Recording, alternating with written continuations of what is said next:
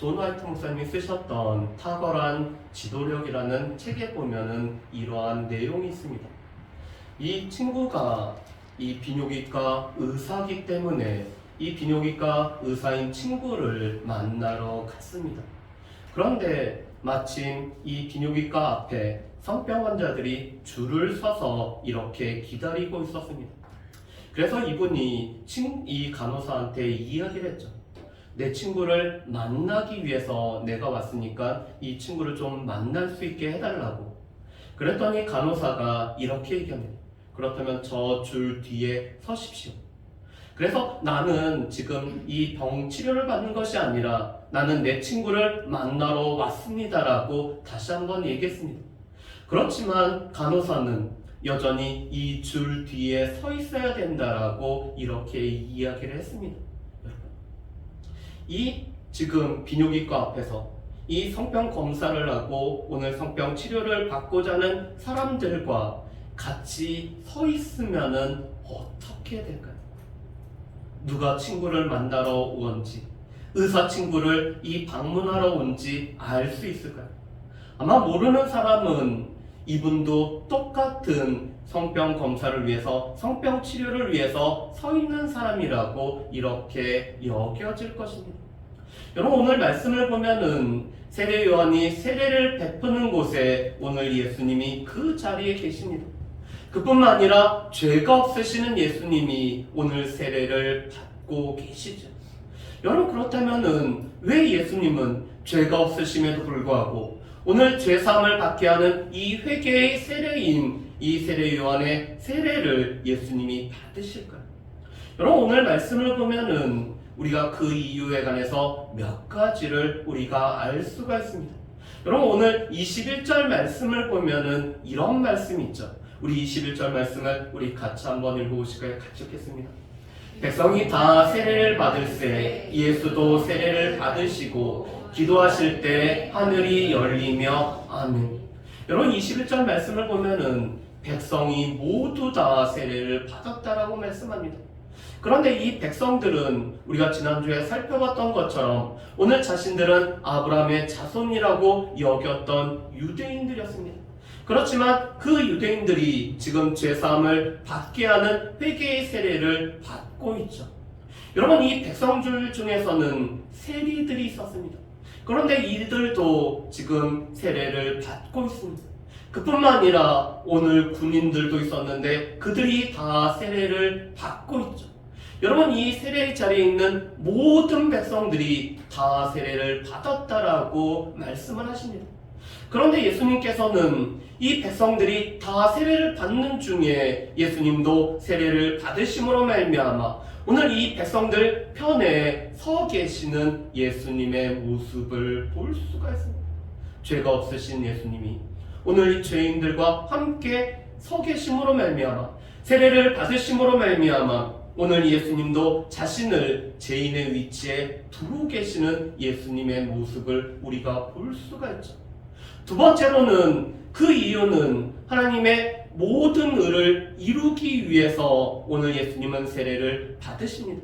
여러분, 마태복음 3장 15절 말씀을 보면은 세례 요한이 세례를 받으러 나오시는 예수님을 말리면서 이렇게 얘기합니다.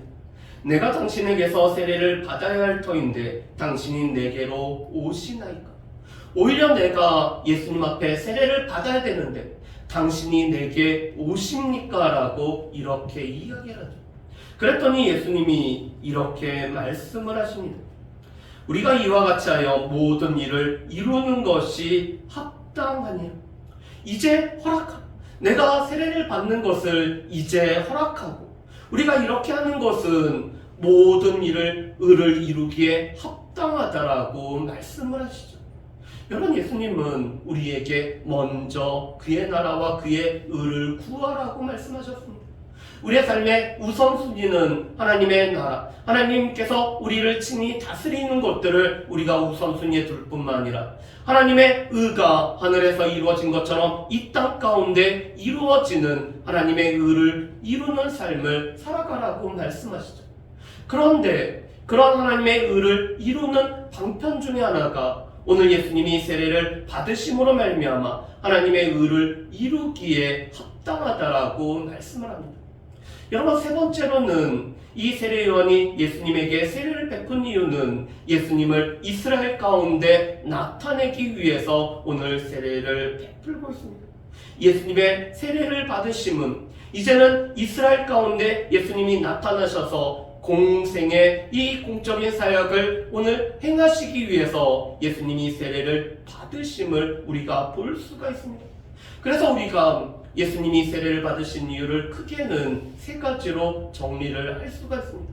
자신을 죄인의 위치에 두심으로 말미암아 사람들과 오늘 같은 편에 서셨던 예수 그리스도의 모습, 무엇보다도 하나님의 모든 의를 이루기에 합당하게 하기 위해서 세례를 받으실 뿐만 아니라 이스라엘 가운데 나타내기 위해서 오늘 예수님은 세례를 받으시고 계십니다. 여러분, 그런데 오늘 21절 말씀에 보면은 누가복음에만 나오는 아주 특별한 내용이 있죠. 여러분, 21절 말씀을 다시 한번 보면은 이렇게 되어 있습니다.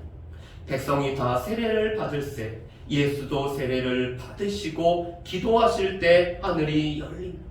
여러분, 지금 세례 받으신 예수님이 행하셨던 첫 번째 일은 기도를 하셨다라는 것입니다.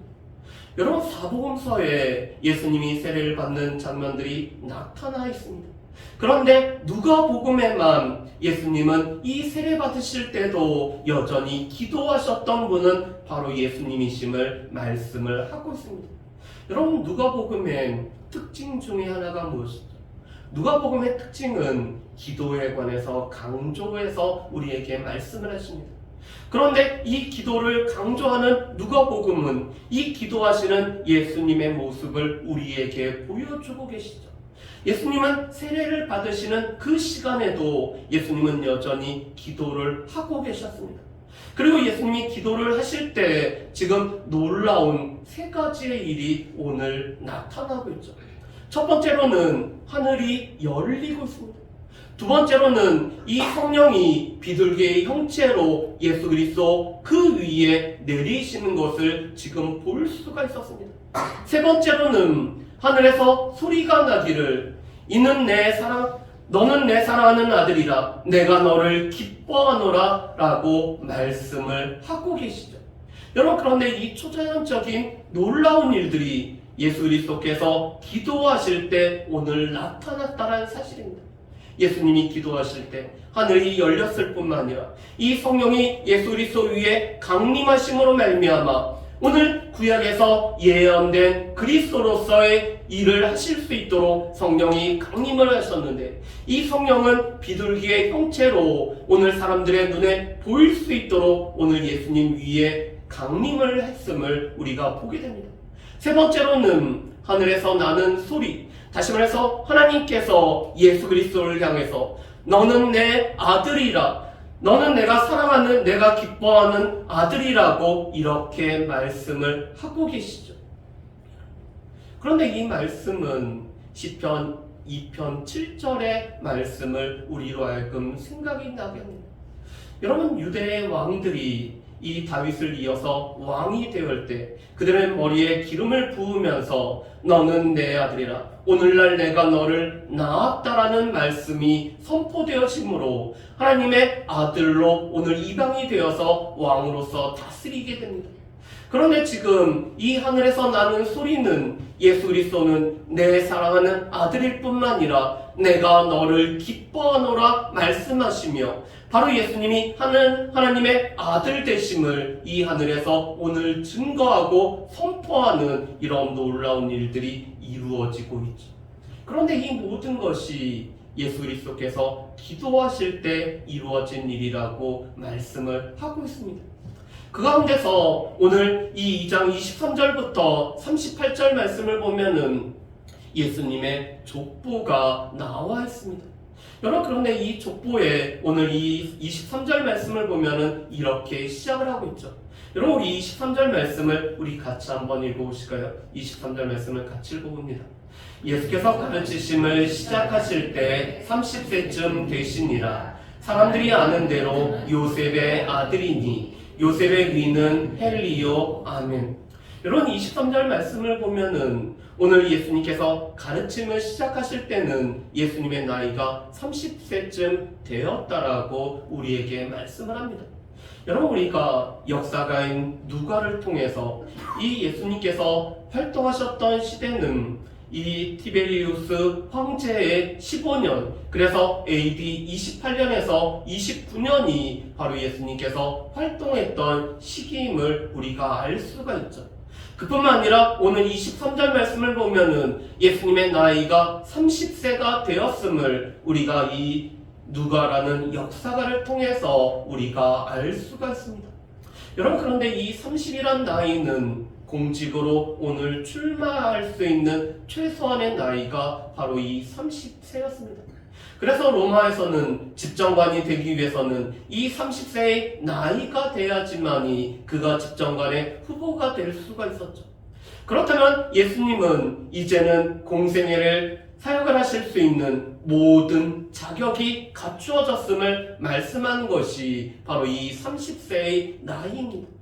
그런데 사람들이 알기에는 예수님은 요셉의 아들, 이 요셉의 첫 아들이 바로 예수님이라고 사람들은 알고 있다라고 오늘 말씀을 하죠.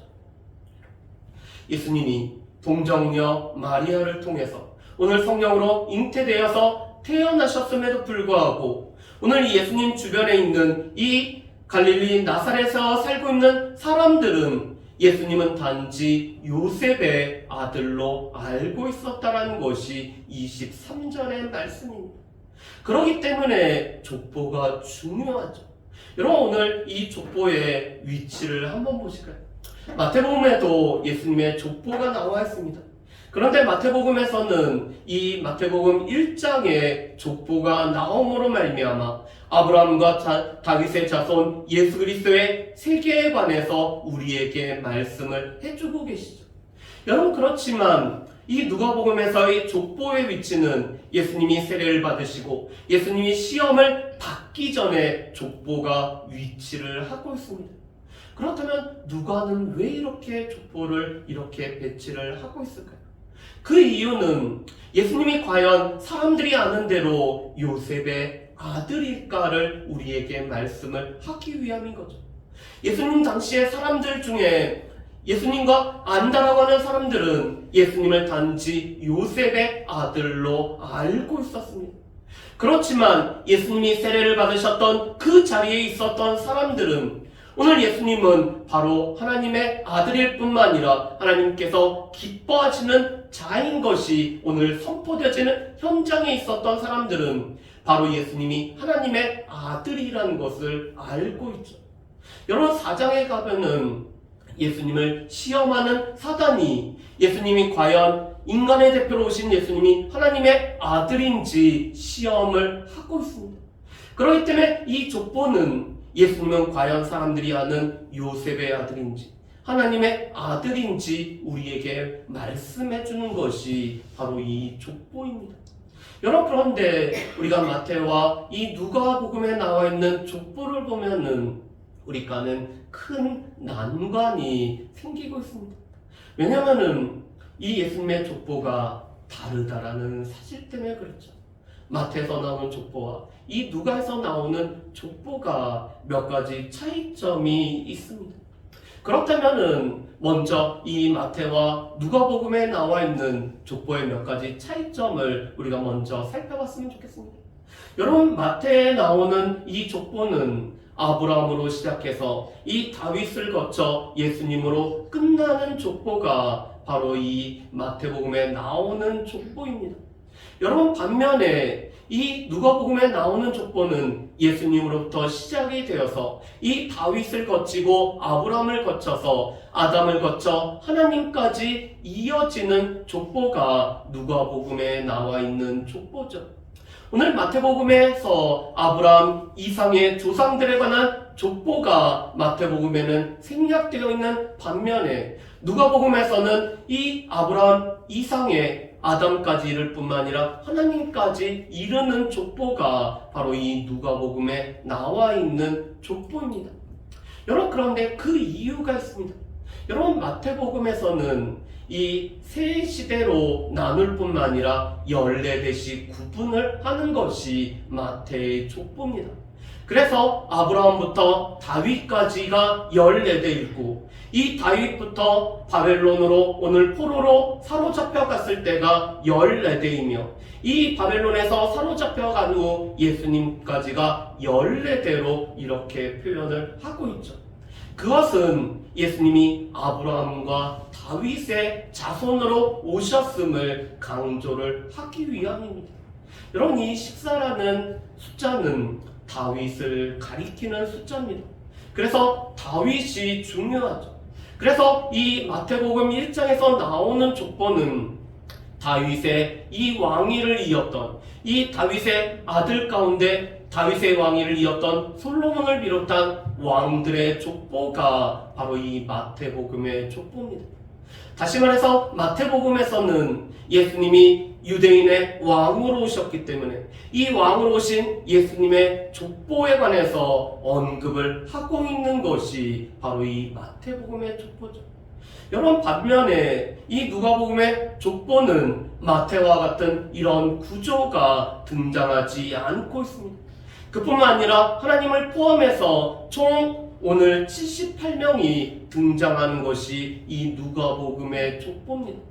여러분, 그런데 마태복음에서는 이 14대를 마치기 위해서 과감하게 생략해버린 이 숫자도 있다라는 것입니다. 그 대표적인 게 이 다윗부터 사로잡혀갈 때까지 3명의 왕의 이름이 생략이 되었습니다. 아하시아 왕과 요아스와 아마샤라는 이 3명의 이 이름은 그 족보에 오늘 담겨져 있지 않습니다. 마태가 의도적으로 14명이라는 이 숫자에 맞추기 위해서 생략을 하고 있죠. 그렇기 때문에 이 포로에서 사로잡혀서 돌아온 후에도 오늘 누가와 마태의 족보를 보면은 이 사람의 수에서 차이가 나는 것을 보게 됩니다. 누가복음에서는 생략함이 없이 오늘 전체의 족보를 이렇게 기록을 하고 있죠. 그렇기 때문에 마태의 족보는 이 다윗으로부터 솔로몬, 그리고 솔로몬으로부터 여고냐에 이르는 이러한 족보를 지금 사용을 하고 있습니다. 반면에 누가복음의 족보는 다윗의 아들이었던 나단을 통해서 오늘 내리까지 이르는 이러한 족보를 지금 사용을 하고 있죠. 그래서 많은 사람들이 이것은 왜 이런 차이가 있을까를 연구를 하고 그들이 합리적인 발언으로 이렇게 생각을 하고 있습니다. 마태의 족보는 요셉의 족보일 뿐만 아니라 이것은 법적인 족보이고, 오늘 그래서 예수 그리스도께서 이 왕으로서 오셨음을 나타내는 이 다윗의 후손 아브라함의 자손으로 오신 예수 그리스도를 강조하기 위한 족보로 보고 있습니다. 반면에 이 누가복음의 족보는 실제 족보일 뿐만 아니라 마리아의 족보이고, 이 마리아의 족보 가운데 오늘 요셉을 포함으로 말미암아 오늘 예수 그리스도의 족보가 이루어졌다라고 생각하는 것이 지금 학자들의 대부분의 견해인 것을 보게 됩니다. 그래서 하나는 법적인 계보, 하나는 이 혈통적인 계보를 지금 사용해서 예수 그리스도께서 누구신지를 나타내고 있는 이 두 족보라고 이렇게 말씀을 하죠. 그렇다면은 이 두 족보의 차이를 보면은 이 누가복음이 강조하는 바가 무엇인지를 우리가 몇 가지를 살펴봤으면 좋겠습니다. 첫 번째로 이 누가복음에서는 이 누가복음의 족보를 통해서 예수 그리스도는 모든 인류의 소망과 희망 가운데 오신 분이 예수 그리스도이심을 말씀을 합니다. 마태의 족보에서는 유대인의 왕으로 오신, 이 유대인의 왕으로 오셔서 그 유대인을 다스리시는 왕이신 예수님을 강조합니다. 반면에 이 누가복음의 족보는 아담을 거쳐서 하나님까지 이름으로 말미암아 모든 백성을 구원하기 위해서 오신 예수 그리스도를 증거하고 있는 것이 바로 이 누가복음의 족보죠. 그렇기 때문에 누가복음에서는 모든 백성의 구원에 관해서 우리에게 여러 차례 말씀을 합니다. 여러분, 이 이사야서 42장 5절 말씀을 누가복음에서는 인용을 하고 있었죠. 여러분 누가복음 3장 6절 말씀에 보면 이렇게 말씀합니다. 모든 육체가 하나님의 구원하심을 보리라. 하나님의 구원하심을 보는 것은 단지 유대인 이스라엘 백성들만이 보는 것이 아니라 하나님의 백성이 된 모든 백성은 다 하나님의 구원을 볼 것을 말씀하는 것이 이 누가복음의 말씀이었죠. 여러분 누가복음에서는 이 천사들이 찬송하기를 하늘에는 영광이요 땅에서는 하나님의 기뻐하심을 입은 사람들의 평화라고 말씀합니다. 이 하나님의 기뻐하심을 입은 사람들은 단지 유대인들만이 아니라 모든 백성이죠. 그래서 누가복음에서는 모든 백성들, 오늘 주님 앞에 이 구원 제사함을 받기 위해서 회개를 받으러 나오는 모든 백성들은 하나님의 백성이 될 뿐만 아니라 이 모든 백성을 위해서 하나님의 구원이 예비되었고 이 구원이 베풀어질 것을 말씀하는 것이 누가복음의 말씀입니다. 그런 백성들을 구원하기 위해서 바로 예수님은 온 인류의 소망이 되기 위해서 오늘 이 아담의 오늘 이 후손으로 오신 분이 바로 예수 그리스도라고 오늘 말씀을 하고 있죠. 두 번째로는 이 그 위라는 단어는 실제로는 무엇의 아들이라는 이런 속격의 표시로 오늘 헬라어로 쓰여져 있습니다. 그렇기 때문에 오늘 이 23절에 요셉의 아들이요 요셉의 위는 헬리요라는 뜻은 헬리의 아들 요셉이라고 이렇게 번역이 됩니다. 그래서 누구누구 위라는 그 위라는 단어는 무엇의 아들, 누구누구의 아들이라는 뜻을 가지고 있죠. 그래서 오늘 이렇게 번역을 하다 보면은 하나님의 아들 아담으로 오늘 나오고 있습니다. 하나님께서 처음 창조하신 이 아담은 누구죠? 바로 하나님의 아들이었습니다. 하나님의 형상대로 지음을 받은 하나님의 첫 아들이 바로 이 아담이었죠. 그런데 하나님의 마지막 아들, 이 둘째 아담이 바로 예수 그리스도라는 것을 말씀하기 위해서 오늘 이 아담의 그 위는 하나님이라고 하셔서 하나님의 아들인 하나님과 아주 특별한 관계에 있는 예수 그리스도에 관해서 말씀하는 것이 이 누가복음 족보의 오늘 특징인 것을 보게 됩니다. 아담이 하나님과의 관계에서 특별한 아들이 되었던 것처럼 오늘 둘째 아담이신 예수 그리스도는 이 하나님의 마지막 아들이 되어서 우리 하나님과 특별한 관계를 가진 하나님의 아들로 이 땅 가운데 오셨음을 말씀하는 것이 바로 이 누가복음의 말씀이죠. 그런 예수님께서는 이 첫 아들 아담이 오늘 실패했었고 그래서 죄와 사망이 가득한 소망이 없는 이 땅을 회복하기 위해서 오늘 둘째 아담으로 오셨을 뿐만 아니라 이 둘째 아담으로 오신 예수 그리스도로 말미암아 우리 가운데 회복이 이루어지는 것을 말씀하는 것이 바로 이 누가복음의 오늘 족보를 통해서 우리에게 말씀하는 바입니다. 여러분 그렇다면 오늘 말씀을 통해서 우리가 몇 가지를 우리가 한번 정리를 해봤으면 좋겠습니다. 죄인과 함께하기 위해서 오늘 예수님은 죄인과 함께하기 위해서 죄 없으신 예수님이 세례를 받으시죠. 우리는 죄인과 동료로 취급을 받으면 우리는 견뎌하지를 못합니다. 우리는 다른 사람들처럼 이 죄가 많다라고 일컬어질 때 우리는 그런 취급을 받기를 싫어하죠. 우리는 그들과는 다르다라는 생각을 많이 가지고 있습니다. 그렇지만 오늘 예수님은 죄인의 자리에 서셔서 오늘 죄인과 함께 죄인과 동료로 오늘 취급을 받는 일에 전혀 개의치 아니하실 뿐만 아니라 이것이 바로 하나님의 의를 이루시는 일이기 때문에 예수님은 세례를 받고 계심을 우리가 보게 됩니다. 예수님의 삶을 이끌어 가셨던 원동력이 바로 하나님의 의를 이루실 뿐만 아니라 오늘 죄인의 편에 서서 죄인을 구원하기 위해서 오신 예수 그리스도의 모습을 우리가 보게 됩니다. 그렇다면 우리는 우리의 삶에서도 우리가 하나님 나라와 하나님의 의를 구하면서 하나님의 의가 우리의 삶을 이끌어가는 원동력이 되고 있는지 우리 자신들을 늘 살펴봐야 되죠. 두 번째로는 그런 예수님은 세례를 받으실 때 기도하시는 예수님이심을 우리가 보게 됩니다. 예수님은 제자들을 택하실 때도 기도하셨고 오늘 한적한 곳에 가셔서 하나님과 깊은 관계를 갖기 위해서 예수님은 이 기도하는 시간들을 가지셨고 오늘 예수님이 기도하시는 모습을 보며 오늘 제자들은 자신들에게 기도를 가르쳐달라고 요청을 하고 있는 것을 보입니다. 예수님은 기도하셨던 분이었습니다. 예수님이 기도하시는 예수님이셨다라면은 그 예수님 앞에서 예수님과 함께 살아가는 우리의 삶 또한 우리가 기도로 하나님 앞에 나아가야 됨을 우리가 볼 수가 있습니다. 또한 기도하시는 예수님으로 인해서 이 예수님이 기도하실 때 하늘이 열리고 성령이 강림하시고 하늘의 소리가 나는 이런 놀라운 역사가 있었던 것처럼 우리의 기도에 응답하셔서 하나님께서는 우리의 삶에 놀라운 역사를 여전히 우리 가운데도 허락하심을 우리는 기억을 해야 될 것입니다. 세 번째로 예수님의 이 세례와 족보는 바로 예수님은 사람들이 아는 요셉의 아들이 아닌 하나님의 아들 예수 그리스도이심을 우리에게 분명히 말씀을 하고 계십니다.